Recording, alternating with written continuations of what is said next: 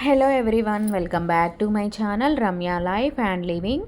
అందరూ ఎలా ఉన్నారు? నేనైతే చాలా బాగున్నాను. సో ఇవాల్టి వీడియో వచ్చేసి మా ఇంట్లో వరలక్ష్మి వ్రతం ఎలా జరిగింది అనేది ఈ వీడియోలో మొత్తం చూపిస్తున్నాను.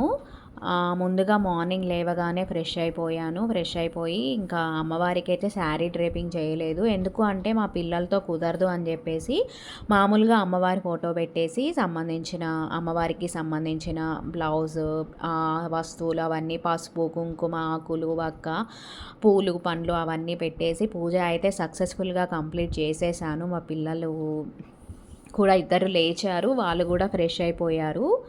ఇంకా పూజ అయితే మంచిగా అయిపోయింది. మొత్తం త్వరగానే ఫాస్ట్గానే చేసేసాము.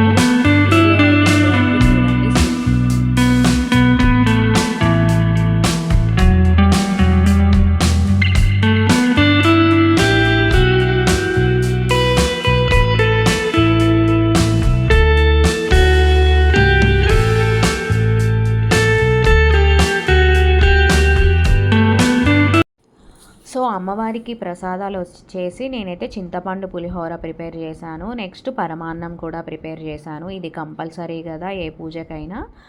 సో అమ్మవారికి అయితే ఇది ప్రిపేర్ చేశాను. తర్వాత అమ్మవారికి ఇష్టమైన శనగల గుగ్గిళ్ళు కూడా ప్రిపేర్ చేశాను. నెక్స్ట్ వడపప్పు చేశాను. తర్వాత పానకం. ఇవి రెండు కూడా కంపల్సరీ కదా అమ్మవారికి ఏ పూజకైనా సరే.